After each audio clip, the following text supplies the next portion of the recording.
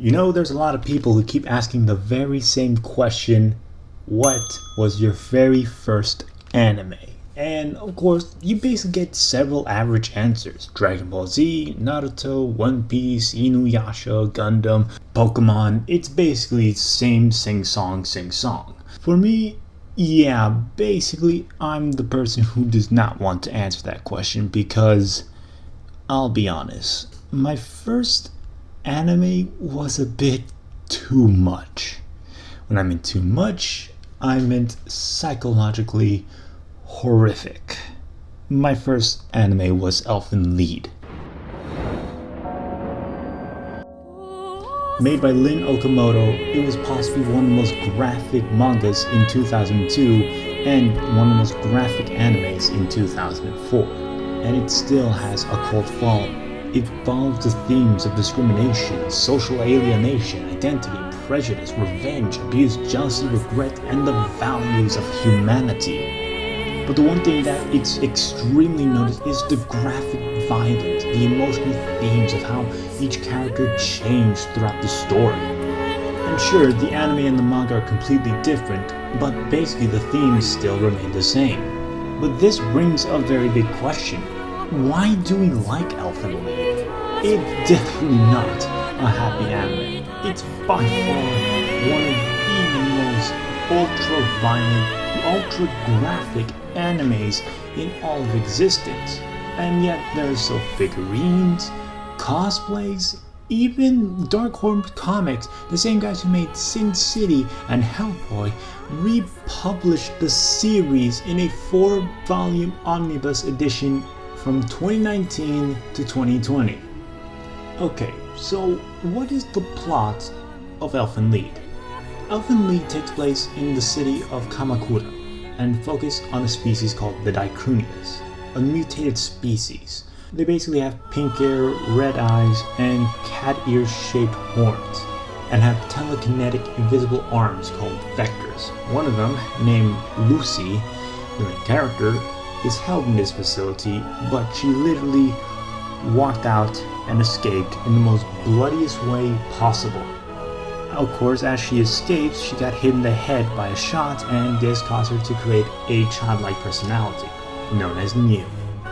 Yeah, basically she's going a la Moon Knight right here.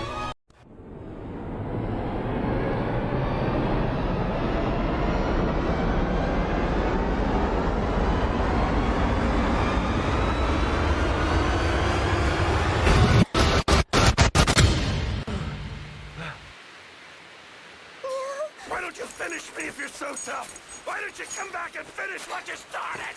Of course, she ends up in the care of Kota and his cousin, Yuka.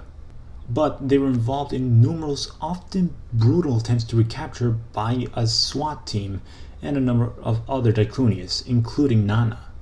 So while the plot sounds simple, and even though both the manga and anime are pretty different, what draws us into this psychological horror? Heck, this anime has possibly, in my opinion, the most cruelest scene in anime history. I don't know if there's crueler, but this is pretty cruel to me.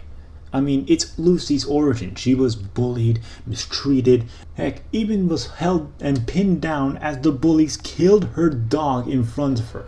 You know who isn't human? You know who isn't human? People like you!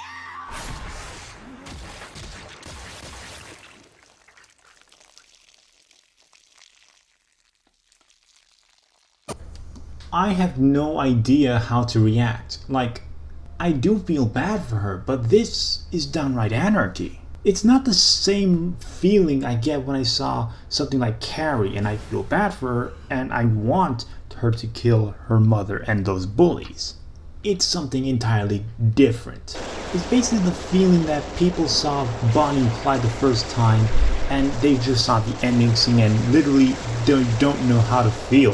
Heck, the closest example of how I should feel is possibly similar to that of the audience in the school play in the Addams Family. But somehow we are both the Addams applauding the massacre that has been done and the revenge that has happened to this poor girl, and yet we're the audience somewhat disturbed and horrified on the events that we were shown. Jesus Christ, no wonder so many people wanted her to fight Carnage in Death Battle. Still, even though it has more depths and drama than a Shakespearean play, that doesn't mean that's only it for Elfen Lied. In fact, this series inspired so much. In fact, it's literally the one reason why you watch possibly the best thing that Netflix has ever released.